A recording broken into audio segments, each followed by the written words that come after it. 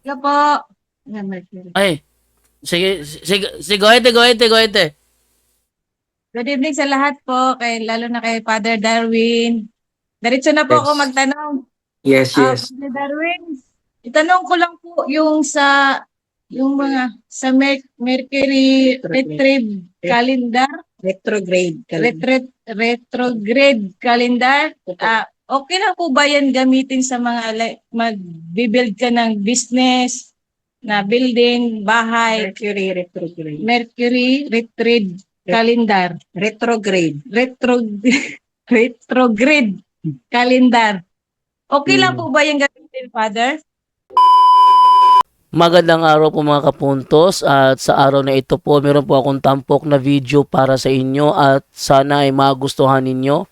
Kaya sa mga bago pa po sa aming channel, please po don't forget to hit the subscribe button at ang notification bell para maging notified kayo sa bawat video na ilalabas ko sa channel na ito. At bilang kahilingan po ng punto por punto team at naway maintindihan po ninyo, sana po wag nyo pong i-skip yung mga ads sa aming mga video. Sa maliit na bagay na po na yan, malaking tulong po yan sa ating programa at sa ating ministry. Sana po maunawaan po ninyo. Maraming salamat po, kaya wag na po natin patagalin. Simulan na po natin.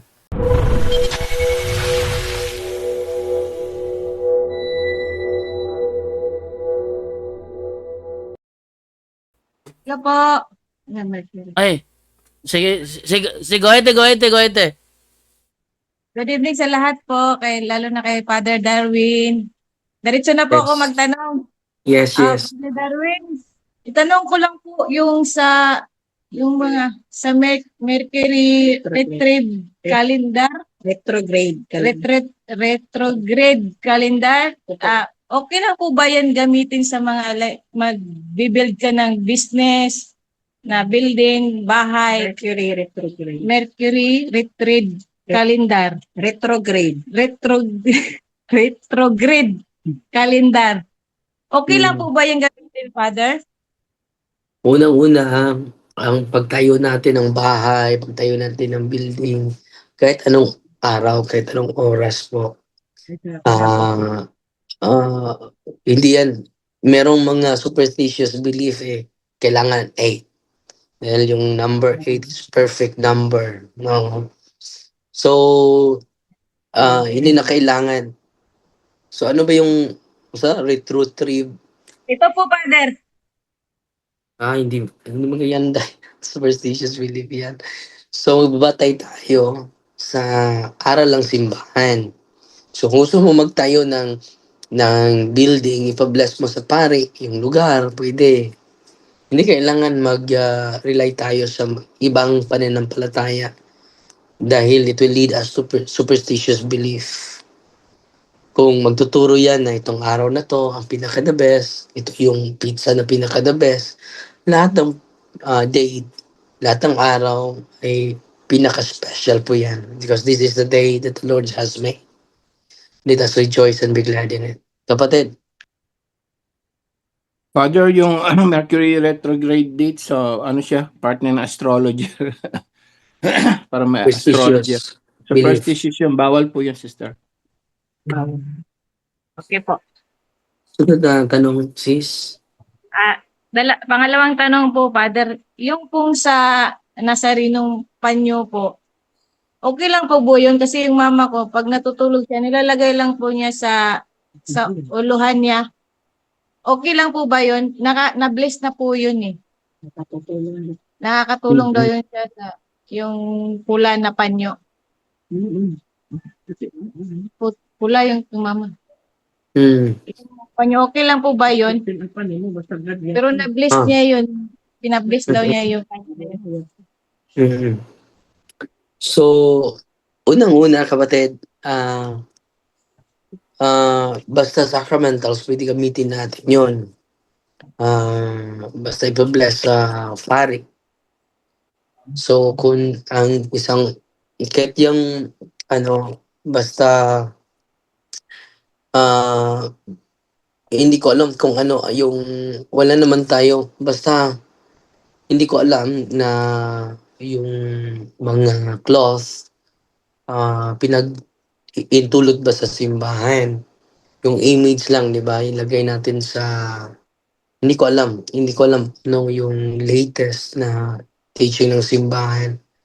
So, magtatanong pa ako patungkol dyan. Siguro yung mga kasamahan ko, meron silang alam patungkol dyan. Anong sagot niyo, bro? Okay. Huling tanong. Okay po. Huling tanong po. Bro, meron silang Father, sagot. Before, sa tanong mo, sis, baka meron silang sagot dahil sige po. wala pa akong nakitang turo ng simbahan na nag-promote ng panyo. No? Hindi ko alam kung meron bang official na teaching sa simbahan. Bro, Angel?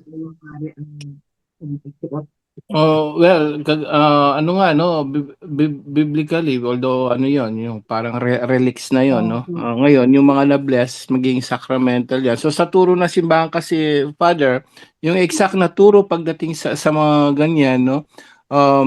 Wala naman ang pinakaturo ng simbahan niyan is ang sacrament kasi nagiging sacramental 'yan as last ma-bless. So ang ginagawa ng magbabase lang tayo like sa Quiapo Church, 'di ba? So bine-bless 'yan. And then ang nangyayari sa mga tao, yun nga, sabi po nila Father na gumagaling daw, effective daw. So it's your faith, kapatid, no? Wala namang problema yun, walang mawawala kasi kung yan ay pinagbabawal, noon pa man hindi yan mag-a-allow na magbe-bless ng mga handkerchief o mga panyo. No, wala, nasa faith natin yan. Is importante na bless yan ng pare, no, ng Catholic Church. Kasi noon pa yan yung mga tungkol sa mga panyo, even sa mga mga charismatic natin, of course, yung CCR, Catholic Charismatic Renewal, approved by the church din yan. So wala namang problema as long as wag tayong mag-aano masyado doon. We need to make sure concerned pa rin tayo doon sa spirituality natin, yung nasa state of grace pa rin, no. Wag tayong masyadong umasa doon, kundi siguraduhin natin, no, yung bang ano natin, no, yung spirituality natin, make sure na nandun pa rin. Wag tayong masyadong umasa doon, kapatid, no. So siguraduhin natin nasa state of grace po tayo. Yun po, Father Darwin. So, salamat, bro. Dito din, sabi dito sa search natin, such an item is allowed, as a devotional object as long as it's understood properly. It is not divine in itself, but it points and lead the faithful to Christ. So, inaalaw, kapatid, as long as it points and leads the faithful to Christ. Pangalawa, it may serve as a reminder, a tool for prayer, the expression of personal devotion. Pangatlo, care should be taken so people do not treat it superstitiously, as if it has magical powers, as though the material is holy in itself to be worshipped. So, pinaka-importante din, kapatid, na hindi na maging superstitious belief. The image should be decent and respectful. The handkerchief should not bear something irreverent or disrespectful or be used in profanity. So, hindi mo na yan gamitin na pangpahid sa sipon. Gagamitin mo yung pangpahid sa sipon, pangpahid sa pawis mo. Hindi na po. Its use should not replace formal worship or the sacraments. Also, the church would expect authenticity. If claiming any special statutes or relic touched by something sacred to be verified. So, pwede din yung na merong image mo na Nazareno, ilagay mo sa first class relic. Maging ano na din yun, sacred. To be verified and respect in how it's used or handled. So, pwede po, kapatid. Pangatlong tanong, kapatid. Pangatlong tanong po, Father. Ano pong epekto po doon sa kapatid ko po, yung asawa niya ay nagbigti. Hindi po sila kasal sa simbahan, doon sa bahay nila. Ano pong mangyayari doon sa bahay nila na nagbigti yung asawa niya doon. Mm. Wala po. So, anong nangyari sa bahay? Yung tanong mo, Ano pong ano ang ano mangyari sa pong bahay? epekto po doon sa pamilya nila sa ginawa doon sa asawa niya po? Una, naturally, traumatic yun. Very traumatic experience. Dapat ma-process sila sa kanilang trauma. Meron tayong mga psychologists or lapit sa pari para mag-receive ng sacrament, buong pamilya. Dahil hindi po yan activity ng ordinaryong tao. It is a demonic activity yung pagpakamatay, no? Naturally, didipinsahan pa yung sarili natin, di ba? Kapag may maghara sa atin, may sasakal sa atin, didipensaan pa natin yung sarili natin. Pero yung pagkupit ng suicide, it is a demonic activity. So, una, magsagawa ng counseling, malapit kayo sa pare ninyo or sa assistant parish priest para mabigyan sila ng special catechism, ng special counseling, and also processing sa kanilang sarili dahil yung kaaway natin ay maghahamanap na naman ng ibang biktima at ipa-bless at hindi lang ipa-bless yung bahay, ipa-deliverance pa.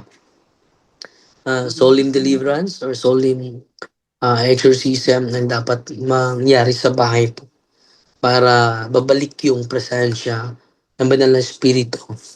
Yung kapag yung lugar ay may namatay, may nagahasa, may murder, may abortion na nangyari, maging haunted house yung bahay. So kailangan, kaya nga may pari, mag-blessing at mag-deliverance sa buong lugar at mabigyan din ng special catechism ang buong pamilya po at ma-process ang kanilang trauma dahil traumatic po yun, kapatid. Anong pangalan ng nagpakamatay, kapatid? Ay, hindi naman po siya natuluyan na Hindi nasa na gitna siya na yan. opo. Praise the Lord. Nakita siya ng kapatid ko na nakabiti na, at least nahabol pa nila po. Second seconds lang. In seconds lang. So, dapat mag-deliverance sila Lang po, diba? At mag-receive ng sacrament, kapatid. At magsimba na palagi. No, hindi magpadala sa problema. Dahil yung problema ay para din yan ng dagat. May high tide, may low tide. Hindi po temporary, hindi po permanent yung mga challenges natin. Yung challenges natin, mga pagsubok natin, ginagamit ng Panginoon yan para lalakas tayo. Kapatid? po, Father. Salamat po sa lahat ng bumubuo ng punto po. God bless, Salamat kapatid. po. God bless din po, Father.